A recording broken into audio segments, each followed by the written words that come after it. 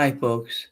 In December of 1823, President James Monroe addressed Congress and presented what would be considered today, and for ever since that day, a concept called the Monroe Doctrine. Now, the Monroe Doctrine involved our determination to not allow foreign powers to dominate the Americas, especially North and South America. Now, to give you a little background, there were plenty of areas in North America and South America where uh, there were settlements and people from Europe had moved in, especially Spain was there, and some people from what was considered Russia was interested in the Northwest Territory, and there were other settlements as well. France was interested. And so James Monroe was concerned about the possibility that we'd have to refight for the lands that we'd already claimed. And so he introduced the Monroe Doctrine, and essentially it says something like this. It says, um, the old world, the concept was, according to his message, the old world and the new world were fundamentally different and should be different spheres of influence. The United States, for its part, would not interfere in the political affairs of Europe or with the existing European colonies in the Western Hemisphere. The American continents, by the free and independent condition which they have assumed and maintained, are henceforth not to be considered as subjects for colonization by any European powers. And that was his declaration that we've got countries that have settled, there are people living there, let's leave it as it is. Now, ironically, we were a young nation, so in all honesty, there wasn't a whole lot we could do about it.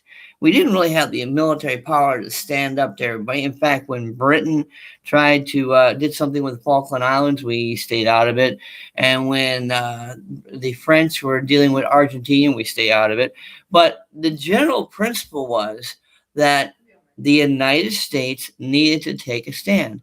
And it is stated that Teddy Roosevelt later on, with his big stick policy, introduced the Roosevelt Corollary, which may have expanded the Monroe Doctrine to involve U.S. military intervention in some areas. So, but the Monroe Doctrine itself was designed as a way of protecting the country that we already had, and for encouraging these countries of Europe to leave us alone.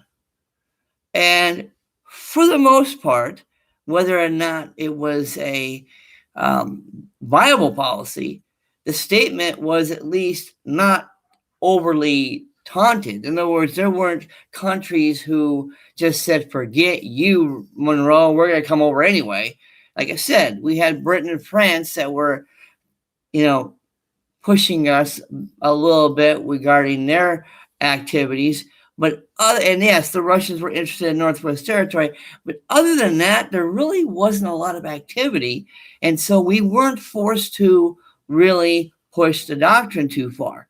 Now, as you know, in 1959, a man named Fidel Castro, a very charismatic and wealthy lawyer, decided to overturn the country of Cuba, the government of Cuba, and establish a socialist state.